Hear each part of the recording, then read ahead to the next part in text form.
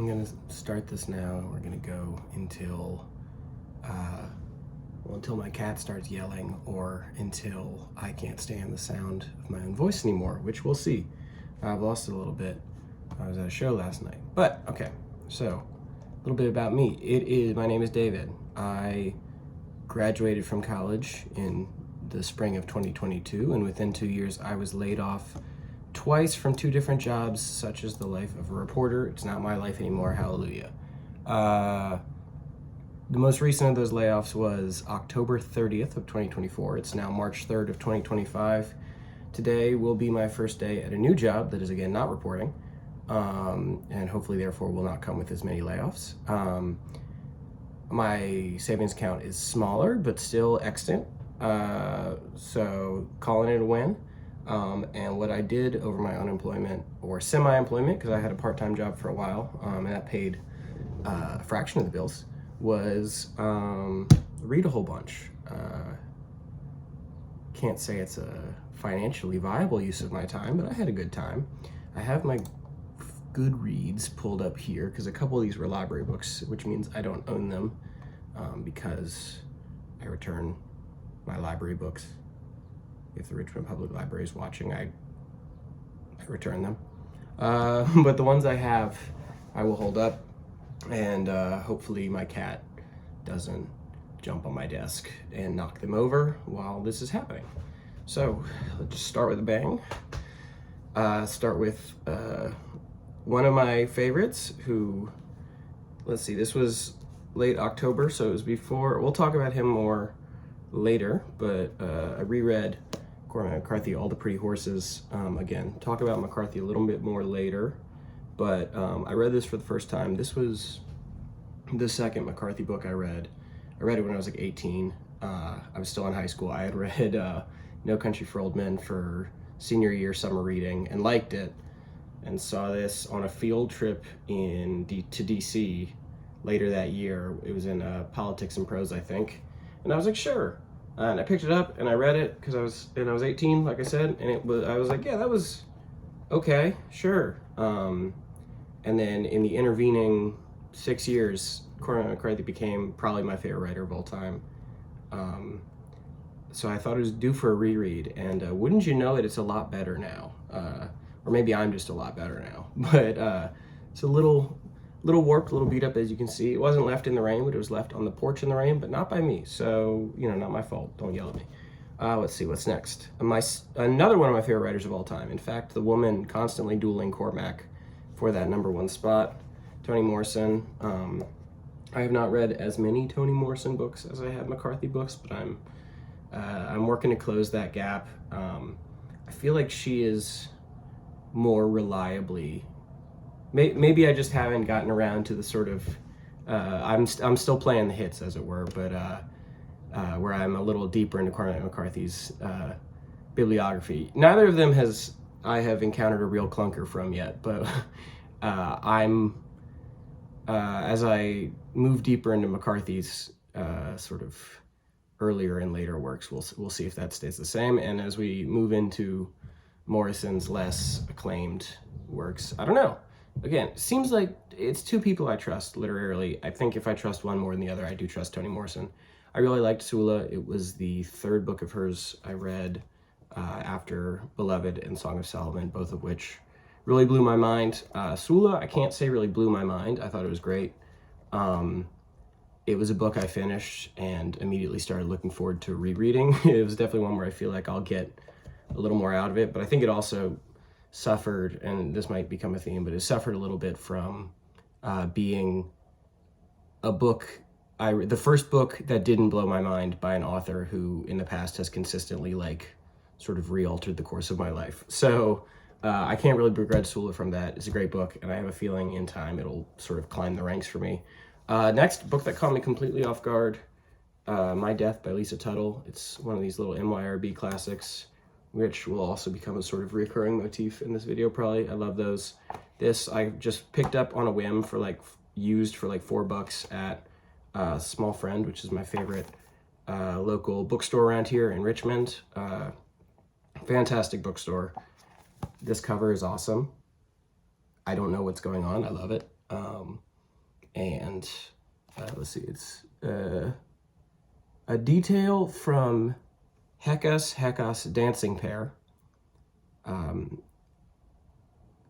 which it's sort of the fine art version of that one emoji. I love it. And then, you know, again, just bought this because it was an NYRB and because it was $5 and this cover rules. And then I read it and it was incredible. It's really weird. I cannot describe it. Lisa Tuttle is a contemporary writer. I believe this book was published in 2004.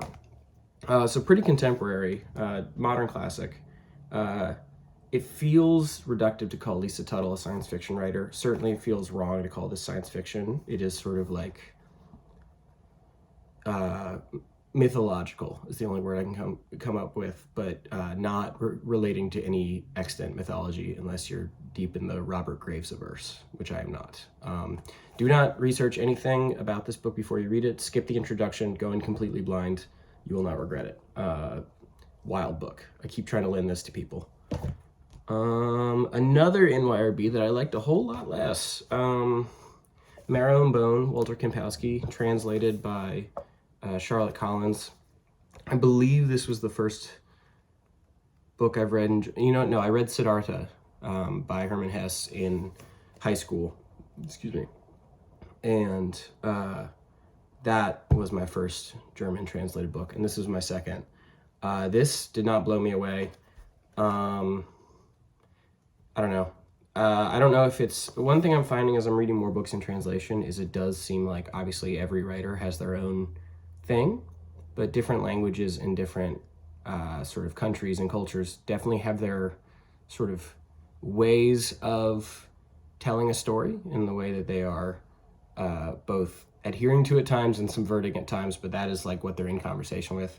Definitely as someone who loves a lot of Southern writers and is from the South, like I feel like I pick up on a lot of that with Southern novels, and that like I sort of speak that language very fluently.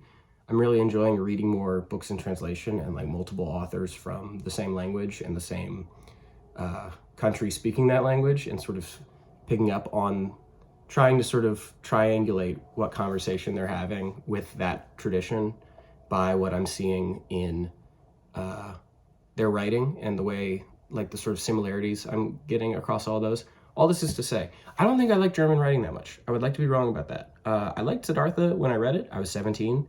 I think it was just my first interaction with the Buddha, really. Besides living in Japan as a child, I'm not a Buddhist, but I did go on to study religion in college, so take that as you will. Marrow and Bone, don't think I recommend it. Cool cover though. NYRB is consistently getting this right. Let's see. Okay, so important context. My Death, Marrow and Bone, and I think Sula were all read as interludes as I sort of plugged away through this. Isabel Allende, The House of the Spirits, a Chilean writer. As the name Allende would suggest, the politician Allende is going to come up a lot more as the list goes on, though not anything by him. I struggled with this book. I really went in with high hopes. I thought I was really going to love it. Allende's a great writer.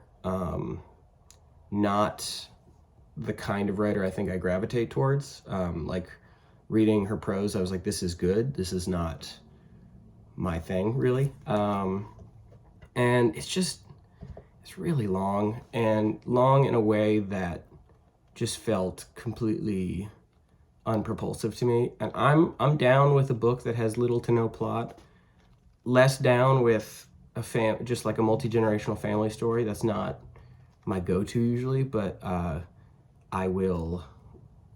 not opposed to it. Maybe I was missing some stuff. I don't know.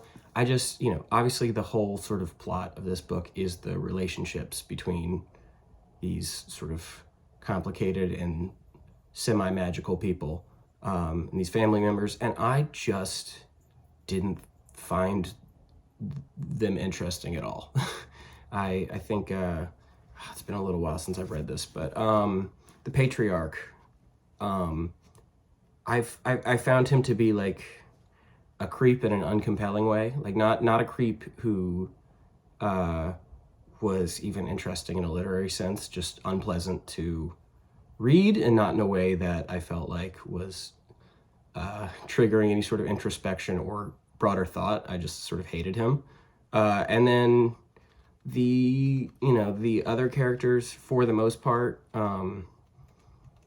I don't know. I think I just did not. It was not for me. And I doubt I'll ever reread it. But if I do, maybe I'll have a different take. I doubt it. I will say the one part of this book that completely blew me away, and I think you'll see it is like the dog-eared part, is it is in the chapter. It's sort of the last 10 pages or so of the chapter, The Brothers. When you can hear my cat squeaking. He's fine. He's just dramatic. And he wants attention. But I gave him some earlier. Anyway, when Jaime is helping Amanda, and that sort of chapter, or not even chapter, that 10-page vignette just caught me completely off guard and was really genuinely moving and really unexpected and completely unlike anything else in the book to me. And I will probably revisit that 10 pages many, many times, and probably not the rest of it. But, glad I read it. My palate cleanser for that, this book ruled. Remember the Wedding. This was my first Carson McCullers. I have been sort of a Carson McCullers fan in the abstract for a long time. I've been planning to read this. I also have The Hearts of the Lonely Hunter in the same edition as this, but I just wanted a short book after 120 or 160,000 words of Isabel Allende. I wanted sort of a short book in my wheelhouse. Southern writer. This book was fantastic. It was so, it's so simple on its face. It's told from the perspective of a 12-year-old girl. And most of it takes place just this 12-year-old girl, whose name is Frances, but whether she goes by Frances or Frankie or F. Jasmine changes throughout the book, which is awesome. I don't know. Carson McCullers just nailed the the voice of a 12-year-old who is a little too smart for their own good, but also way too dumb for the good of everyone around them. And I mean that as a compliment. And I was certainly the latter, and I hope I was the former as a 12-year-old. But I don't know. John Henry, her little cousin, I think he's her cousin, maybe just her neighbor, I don't know, sort of the secret MVP of this book. It just sneaks so much depth into just a really funny book from the perspective of a really petty 12-year-old. I don't know. I need to reread To Kill a Mockingbird. I have not read To Kill a Mockingbird since I read it for high school. And even then, I think it was like the second time I'd read it. That is sort of, I feel like it suffers from the degree to which it's been canonized. Like, I kind of can't judge it, but from the benchmark of it being sort of what it has become culturally, and also the sort of simplistic interpretations of a lot of people I know who have read that book in a way that is not Harper Lee's fault. And it's not To Kill a Mockingbird's fault. All this is to say, I don't want to judge To Kill a Mockingbird unfairly. I need to reread it as an adult. As I was reading it, however, this reminded me a lot of that, but it felt like it was doing a lot of things much more sort of nimbly. And I read a quote from Carson McCullers about this, saying that she basically, she worked over it a lot because she's like, it's so short. Every word has to be perfect. And I really think she nailed it. John Gardner, The Art of Fiction. I love a craft book. I love a writing book. Notes on Craft for Young Writers. This is the companion, I believe, to On Becoming a Novelist, which I have not read, and I don't know if I will. This was fine. He seems insufferable. It made me curious about his fiction, because if he writes fiction like this, I don't want to read it. But the way he talks about writing fiction leads me to believe he does not write fiction like this. So I don't know. I picked up Grindle for like $1 at a used bookstore. I'll read that at some point. If you're a big nerd like I am, or you've read a bunch of craft books and you haven't read this one, it's worth picking up. There are a few gems in here. I have, I saved some lines, but I cannot say that it is high on the list of craft books one must read. All right, let's see. Am I still in order? I am. Okay, this is one that I don't have because I borrowed my sister's copy. You can see my cat back there. I read Normal People by Sally Rooney right after Thanksgiving. Like I said, I borrowed my little sister's copy. I never read any Sally Rooney before, but frankly, I found out that she does not use quotation marks, and I was intrigued because a writer that sort of contemporarily popular doing that, I was surprised by. And then, as I've dug in more, that seems to be more common than I realized. Contemporary, like really contemporary literary fiction is definitely sort of a gap, a blind spot for me that I need to shore up. But I don't know, hearing her cite James Joyce, who I had not read until recently, but just piqued my interest. And it's a book I hear referenced a lot, and it's a TV show I hear referenced a lot, and I figured I'd try it. I don't know if I liked it. I read it in one night, which, considering it's like 300 pages, weird. Like, it's rare that I cannot put a book down. I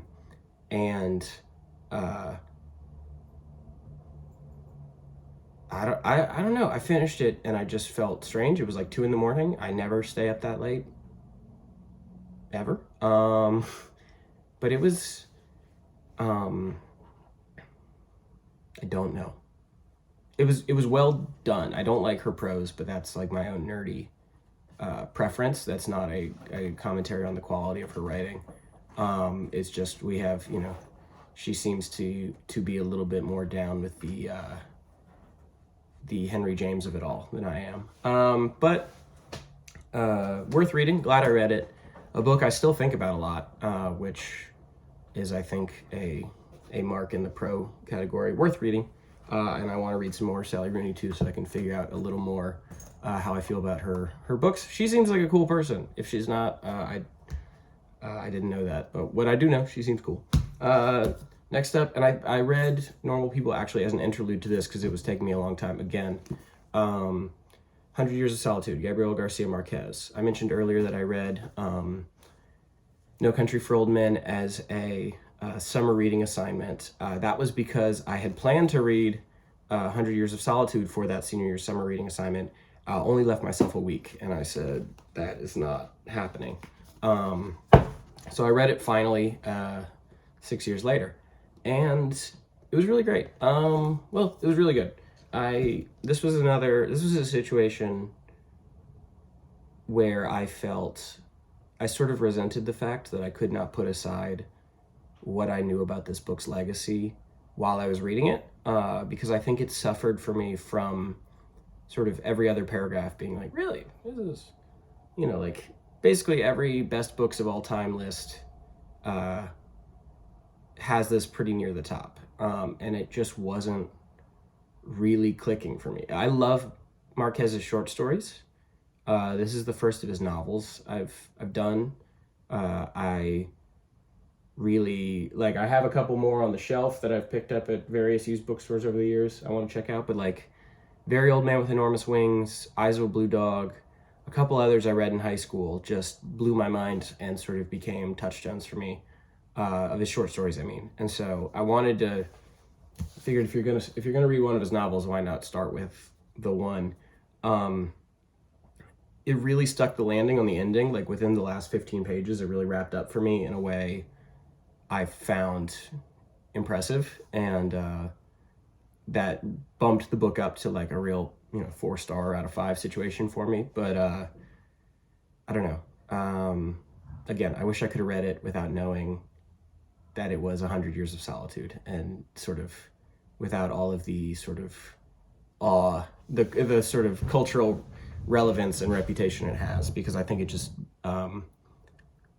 it suffered from my assessing it that way. Also, if you notice me bouncing, I'm not just like an excited little kid in my chair. I have a yoga ball at my desk because my back is atrocious. But this way, it's a little bit less so. Anyway, up next, Flannery O'Connor, another one of my favorites of all time. He's running around down there. Violent Buried Away. I read Wise Blood earlier this year. Really, really loved it. I have her complete short stories over there on the shelf, and whenever I have like a spare half hour, I'll just grab that and read one. But I do really love Flannery O'Connor's writing, and there are certain writers who, when I read them, even sometimes writers I don't like, I'm like, I can tell our brains work in similar ways, in the way we think about things, in the way we correlate things, in the way we conceptualize symbols and that sort of things. Just, there's like a very close connection. And again, it's not always a writer I like that much, but when it is a writer I like, it rules. And Flannery O'Connor is that for me. I love this book because, again, I was a religious studies major in college, and this book is basically just like Flannery O'Connor's theological manifesto in novel form. I have not read any of Camus' novels, but he's running. What I understand of like those sort of French philosophical novels of the 20th century, this feels like that, but for Flannery O'Connor's like Southern Catholicism. I think on a sort of pure novel level, it is not what Wise Blood is. It is worse than Wise Blood. As a sort of philosophical treatise, he's knocking over things. Hold on. The face of a criminal. Face of a criminal. Anyway, as a sort of philosophical treatise, I enjoyed it, and it was funny, as all of Flannery O'Connor's books are. Incredibly dark, as all of Flannery O'Connor's books are. Worth reading if you like Flannery O'Connor, and you know that, but I would put this sort of at the bottom of the list of what you need, what you need to read of hers.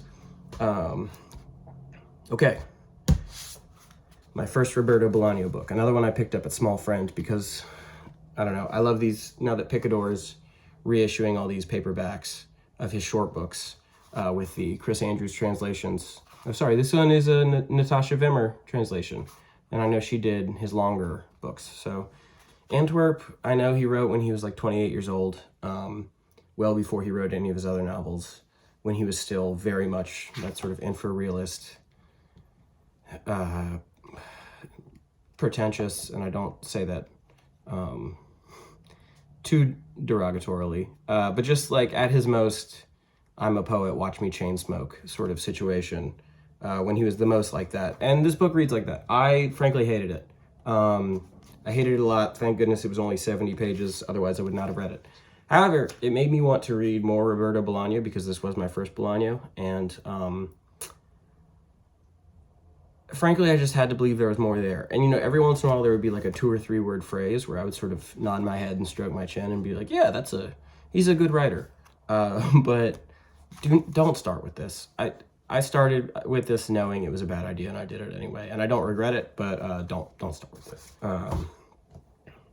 Okay, I said we'd talk about more Cormac McCarthy later. Oh shoot, I skipped one. Before this, after this, I read a book called, and this was a library book, shout out to the VCU library, and shout out to my girlfriend for checking it out for me, because she's an alum. It's called Books Are Made of Other Books. The subtitle is A Guide to Cormac McCarthy's Literary Influences. It's by Michael Cruz. This is a real nerd book, so actually I am going to talk about this in correlation with this. But basically it is Michael Cruz went into the Cormac McCarthy papers at the Whitliff collection in, I think it's University of Texas.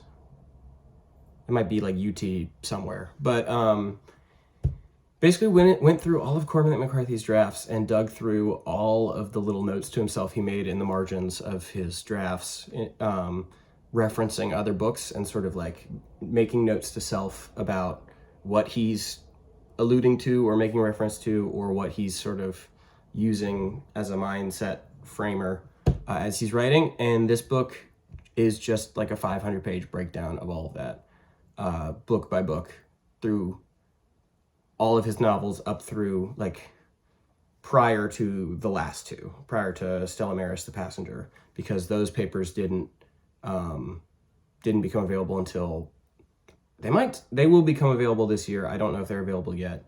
So yeah, I loved it because I'm a big nerd like that, specifically for Cormac McCarthy. I thought it was really interesting and maybe the best glimpse into how a novel actually gets written and revised and sort of how that process works that I've ever read. I wish more books like this existed for more of my favorite authors, or for more authors, period. Maybe they do. I have not found them. I don't know. I thought it was really cool. And it made me want to read Suttree, which is definitely sort of one of his two masterpieces in the way people conceptualize Cormac McCarthy's bibliography. And I've never gotten around to it, despite being a huge fan and having read most of his work. And always planning to be sort of a completionist on that. And I already had it, so I figured, having read sort of a breakdown of his influences for it, I finally read it. I think it was just scaring me because it is probably his longest. At least on the shelf, it looks like his longest. And I know it took him like 20 years to write. Yeah, it was great. I, as a fan of Cormac McCarthy and as a Blood Meridian appreciator, I am sort of skeptical of the cultural legacy it's taking on maybe in the last 3 years, 5 years. Like, since the internet has discovered Blood Meridian, I feel like the whole Cormac McCarthy realm has gotten a little muddier and a lot worse. Just because the worst guys on the internet are getting really into Blood Meridian specifically. That is only getting stronger since the Vanity Fair piece about Augusta Britt came out, and those same worst guys on the internet started taking it like as a they're trying to cancel this guy, and therefore rallying around him.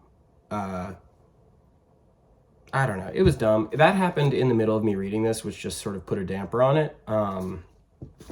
Like that news broke, I mean. And I don't know, as a guy who owns a Cormac McCarthy t-shirt, it was a bummer. And I sort of put that deeper in the shelf for a while. It is definitely going to reframe how I read all of his books as I reread them or read them for the first time, the couple I have left. I don't know, it's a legacy complicator, but it's the sort of thing where I think engaging with that critically, very critically, but sort of taking that into your engagement with the books, it just sort of serves to give a full understanding of his work. And I will say this one specifically, I thought it was great. Just some of the best sentences in Cormac McCarthy books, period. There are some parts in it that, reading it right after that news broke, there's like one scene with an underage individual. Like, I don't know. It would have grossed me out either way. It really grossed me out having just read that Vanity Fair article. And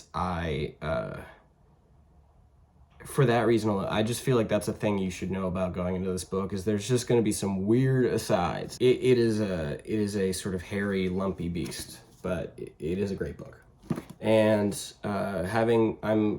spoiler alert, I'm currently about 600 pages into Ulysses, and I'm down to individual words he used. I'm seeing the parallels between Ulysses and this. That's making a lot of sense. Definitely worth reading, I think, unless you're a real like Western head. I would actually recommend this over Blood Meridian. If you're just looking for a good, enjoyable book. This one's so funny. It's his funniest that I've read for sure.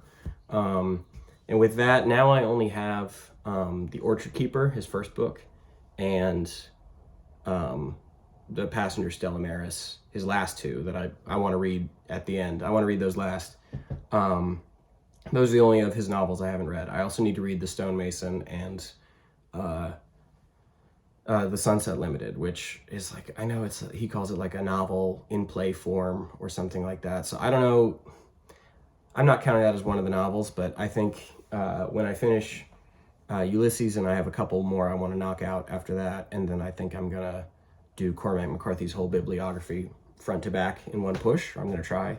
I'll include those in that, but of his novels, I just have the first and the last. And I will say Suttree was definitely the most fun of the ones I've read.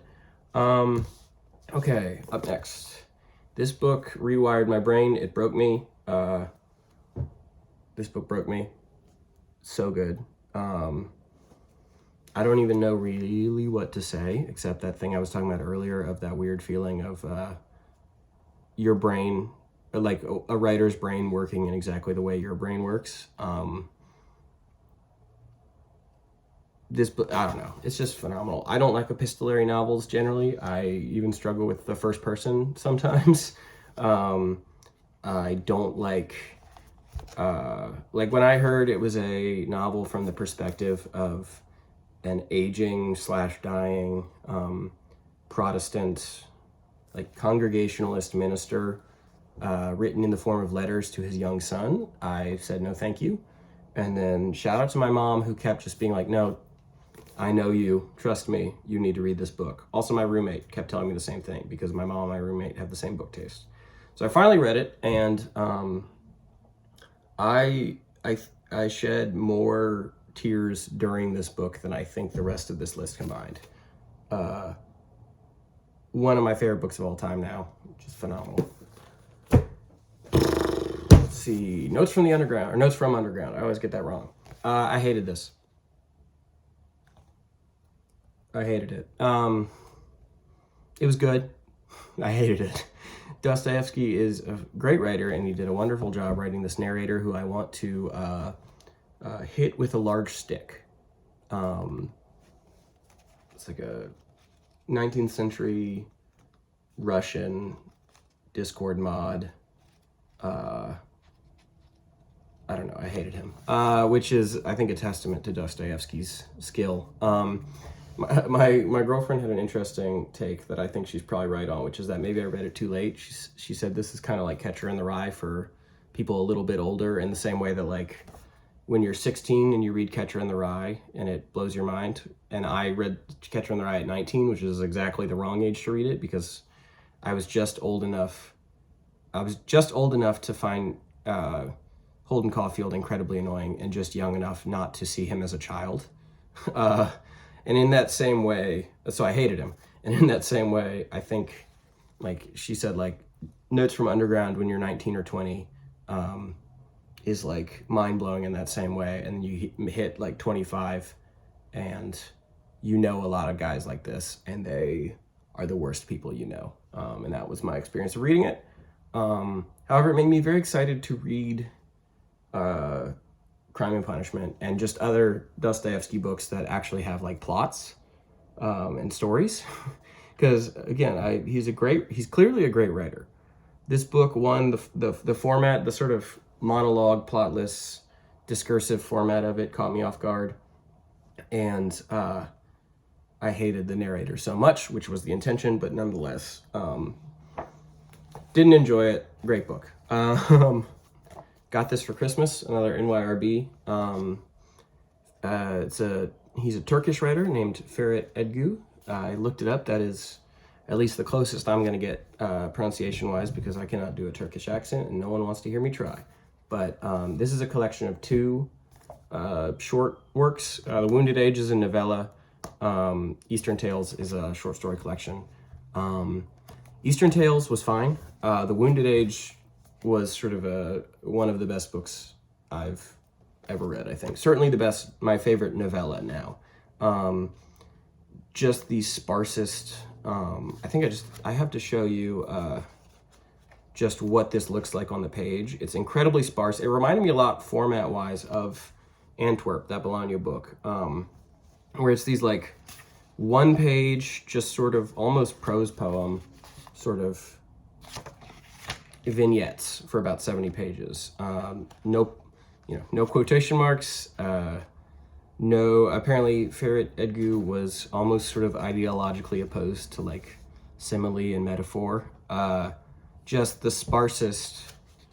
Well, there's a simile right there. Cigarettes between their lips flicker like fireflies. Gotcha, Ferit. But really, really great book. Really dark book. If you do like Cormac McCarthy, if you do like Roberto Bolaño, if you like, honestly, I think if you like Flannery O'Connor, you will like this. I want other Edgü books to get translated into English soon, please. Arun Aji, if you're watching this, please. Not a lot of Turkish writers in English. NYRB has published some other Turkish writers. I have a couple others back there, so I want to read those soon. But Edgü doesn't even have a Wikipedia page, which if I spoke Turkish, I could do some research and make him one, but I cannot. So I guess I'll just have to reread this. More Toni, Bluest Eye. Her first book, fourth of hers I've read. It stylistically, it made a lot of sense to me that this was her first book, which is not to say that it was poorly done or even inexpertly done. It was really wonderfully written. And you don't need me to tell you it's a great book. It is a great book. It doesn't read like Toni Morrison in the way, or at least not in the way that like Sula, Song of Solomon, Bluest Eye, Beloved. Like Toni Morrison is such a specific voice, and the way she writes is so unique and so immediately identifiable, and this is very well written, but you can tell she sort of figured out who she was as a writer with Sula, which I thought was really interesting because, I know this is, for a lot of people, this is the first Toni Morrison they read, at least of my generation, like the sort of post-Oprah book club, people picking up Toni Morrison. I think a lot of people start with The Bluest Eye, and I don't know, I don't think it gives you a great picture of how Toni Morrison writes, but it is a great book, and maybe it'll get you to pick up future ones. Probably my least favorite of the four I've read, but that's just, it's like four of the best books I've read, so I can't really, that's not a knock on this book. It's just not Toni Morrison at her Toni Morrisonist, if that makes sense. King Lear, I watched Shakespeare's a big blind spot for me, besides the ones I did for English class in high school. I pulled up the Ian McKellen version, like BBC, I think it'd be British version of this on YouTube, and just read along as I watched and paused when they skipped a thing. And so, it took like 3 hours. Nice way to spend a snow day, or an unemployed day, as it were. Yeah, this was great. You don't need me to tell you King Lear is good. Okay, so many of these were read as little interludes because between mid-December and mid-January, I read Terra Nostra, by Carlos Fuentes. He, to me, is sort of the third corner of that triangle of like writers of the 80s and 90s who are very influenced by the sort of great modernist writers. The other two being Toni Morrison and Cormac McCarthy. Like, they feel like kind of the big three in a lot of ways. He is definitely my least favorite of those three. I've read The Old Gringo and was not thrilled by it. But I tackled this. It was a lot of fun as a sort of brain teaser, and it was definitely it felt like Carlos Fuentes just showing off for 777 pages. A book that took all of my focus and a lot of my energy. It is very influenced by Joyce, to the point where it's like line 2 of its Wikipedia page is like, Fuentes was inspired by Joyce to yada yada. And it is definitely Joycean in a lot of ways. The prose reminds me much more of Faulkner at his most Faulknerian, which I think you can see why 777 pages of that would be like that plus Joyce in its scope and its goals was, I don't know, took me a month to read. I don't regret reading it. I enjoyed it a lot. I do not think it stuck the landing, really. I thought the last page was great. I thought part 1 was good. Part 2 was great. Part 3 really kind of lost the plot. Fuentes got lost in his own intellect a little bit, I think. Part 3 felt more concerned with proving to us how smart Carlos Fuentes is and how much he can do than actually wrapping up the story in a compelling way. And I thought, for me at least, unfortunately, in all of this, as compelling as it was on an intellectual level, he kind of failed to write a single interesting or compelling character. And I think ultimately that's why part 3 just didn't hit, because I was not compelled by Philip in the least. And therefore I found his wrap up uncompelling as well. But, if you like brain teasers of books, if you like books that are just sort of books to chip away at, if you like a challenge, fun, worth reading. I'm glad I read it. I will probably reread it someday. But if you're just like, I want a good long book that's going to be fun to read, don't bother. I read this book over a year, just picking it up and reading 1 or 2 over the course of it. Thomas Merton rules. I like Thomas Merton a lot. I also love the desert fathers and mothers of the, what is it, 4th century AD. Just really fascinating and sort of a version of Christianity that is pretty unrecognizable from what, if you bring up Christianity to any American, especially an American who's lived their whole life in the South, as I have, it is really fascinating to go through a book like this. And Thomas Merton did a great job translating, and his introduction is also wonderful and honestly worth reading, even if you're less interested in just the sort of collection of aphorisms. Okay, more dorky Cormac McCarthy shit. Embracing Vocation. Diane Luce, basically just another one where she just went through his papers and dissected how he put these books together. These are his first 3 books, which I kind of skimmed the Orchard Keeper one just because I haven't read that book yet. I found the biographical information interesting, and I'm going to go back and reread the sort of draft information once I read the Orchard Keeper. But Outer Dark and Child of God, especially Outer Dark, the whole section in here on how he composed Outer Dark and sort of what that process was like. Super interesting. I don't know, if you're a Cormac McCarthy nerd, even more than books are made of books, this is essential, and I know sort of the next volume in this is coming out soon. After that, let's see, I read Passing by Nella Larson, one where it was just sort of egregious that I hadn't read it yet, and it's short, and I was still recovering from Terra Nostra, so I was just looking for short books. I didn't love it. I think it was not, it's well done, but I think it's well done in that very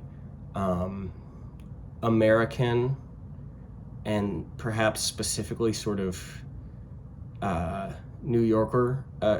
It reminded me a lot of The Great Gatsby stylistically, in the sense of, I've not read that much Fitzgerald, I've not read that much Great Gatsby since high school, but just very short, very matter of fact, very not flashy, all of which I respect.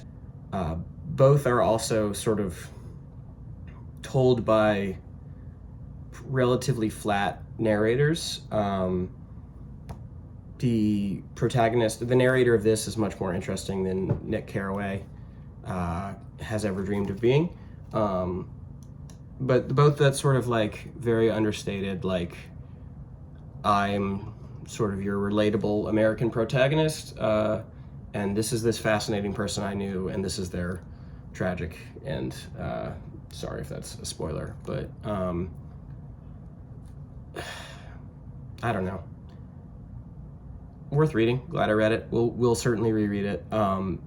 Did not floor me, but no, I just don't think it's for me, really. And I think probably it was not one of those where it was probably really groundbreaking for its time, and I suffered from reading this in the year 2025. Beowulf, the Seamus Heaney translation. Love Seamus Heaney's poetry. Beowulf is cool. I had never actually read the full thing before.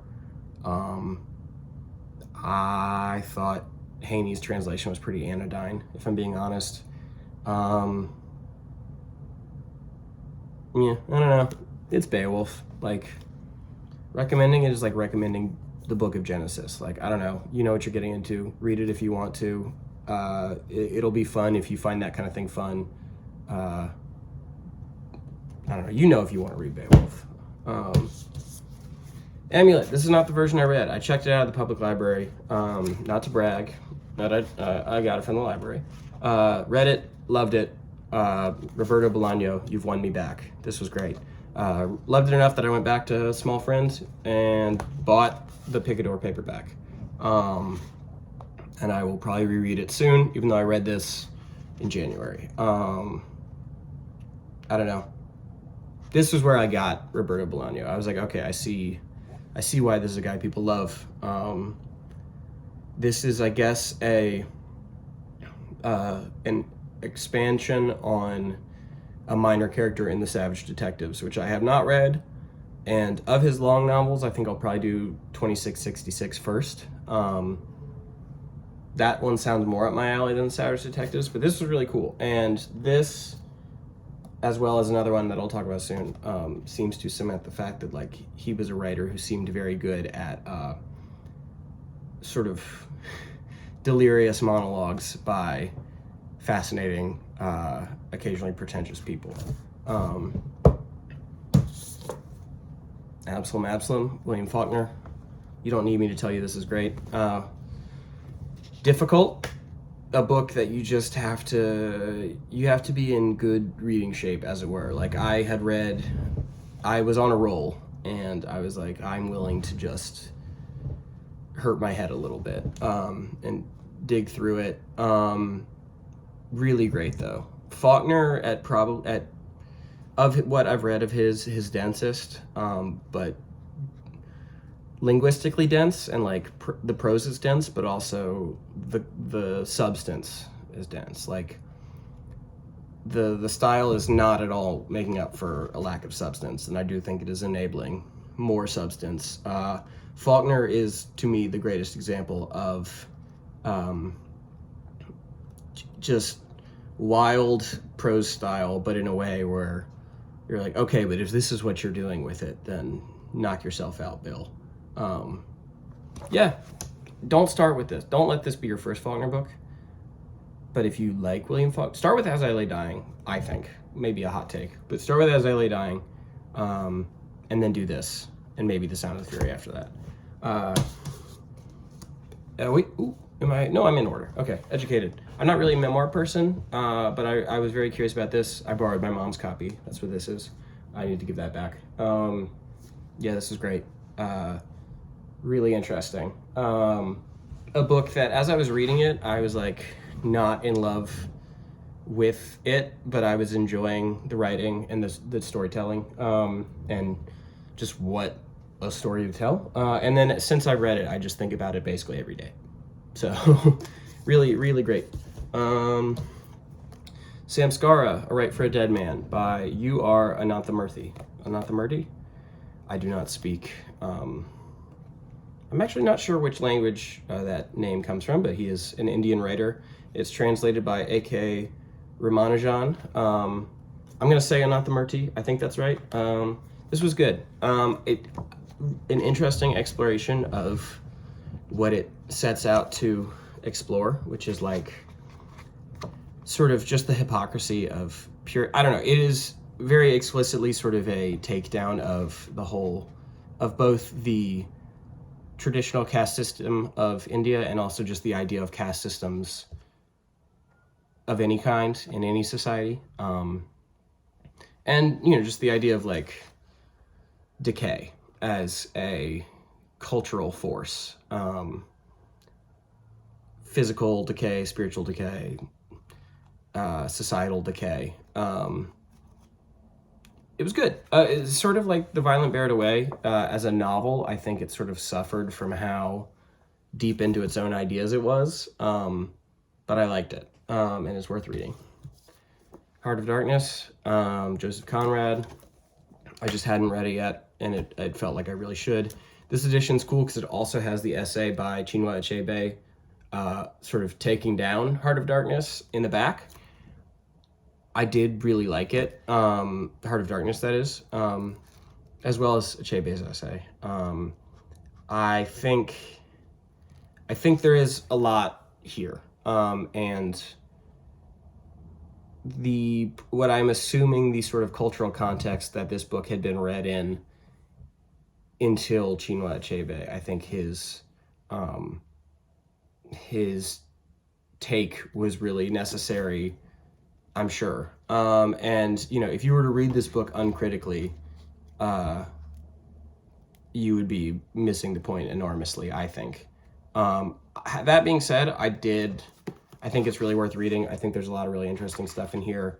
Reading it through a more post-colonial lens, and especially, I don't know if I'm using that word correctly, post-colonial or lens for that matter, but just reading it with sort of like 2025 brain, and being prepared to pick apart what it may or may not be saying, especially given the fact that this is very explicitly told. Like, it is a story within a story, and a character in the story is telling the story. The character in the book is telling the story.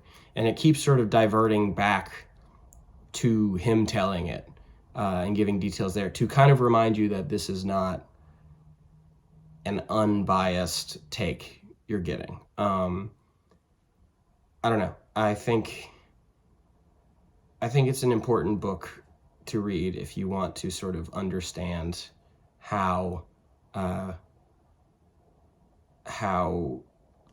literature, I'm going to say something annoying, like, and pretentious here, but like how literature has conceptualized like others, like European literature, I should say, and sort of American literature as an outgrowth of that, for a long time, conceptualized like otherness and civilization or lack thereof, or what that entails, and like also just the concept of old, like the concept of a place being old or feeling prehistoric, and what that means, especially coming at it from an American literature perspective, as I do, being especially a fan of Southern lit. We are not an old place. White America, that is, or European America, colonized America. We haven't been here that long. And in the same way that, like, just the idea that a place becomes like prehistoric because white people haven't gotten there yet, is, I think, not a thing that American literature is at all immune from or innocent from assuming. And I think you can actually learn a lot about the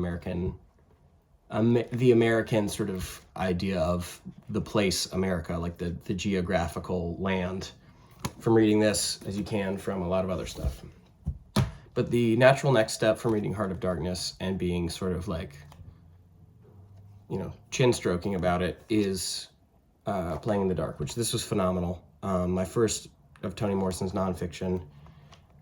Also, like I said, I have said many times, a fan of Southern lit. I'm really glad I read this. I don't really know what there is to say.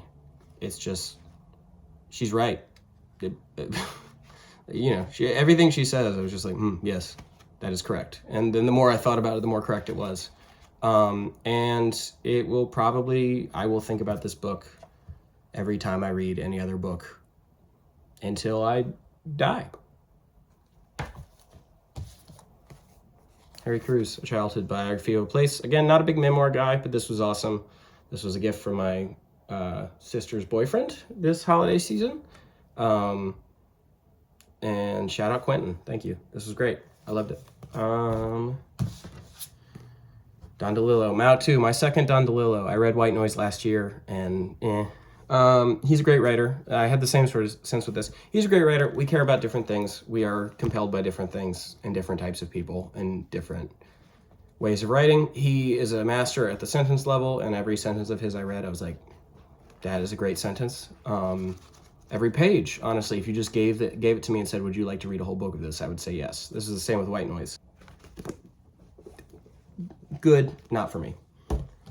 Another Bolaño, By Night in Chile. Another sort of in the same vein as Amulet, of like a book that is one sort of monologue from a delusional narrator. Delusional, or in this case, just dying. An old priest. This feels like where a lot of people tell you to start with Bolaño. Reading it, I don't know if that's what I would recommend. Maybe. I really loved Amulet. I think Amulet would be, of what I've read, of the three I've read, Amulet would be the one to start with. And finally, American Primitive, Mary Oliver. Mary Oliver rules. I've owned this book since I was in high school, and just sort of always open it to a random page when I'm feeling it. And it has never let me down. This was my first time reading any poetry book, just cover to cover, but I thought it was time to try. And I enjoyed it.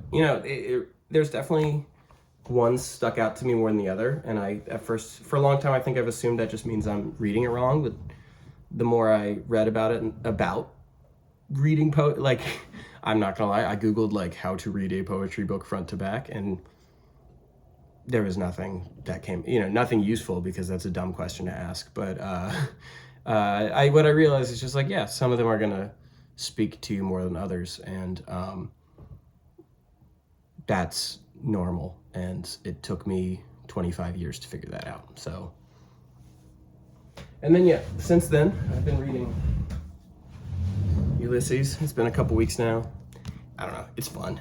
It's difficult, but it's fun, and he's really funny. And James Joyce probably was the smartest individual of his generation. About 600 pages in. I got about 300 to go. It's crazy. It's this is I often annotate my books. This is the most densely I think I've ever. Certain pages of this are just almost as much of me as Joyce. When I was saying that Faulkner feels the most stylistically is Faulkner stylistically dense in a way where the substance really feels like it is supporting the style and is in fact necessary. The style is necessary for that substance. Joyce, he kind of feels like he's just messing with you. At times I wish he was not doing so much, but he is great at writing, and he's great at messing with you. So, worth reading if you're up for that. God, it's been an hour. I just recorded myself talking for an hour. Jeez.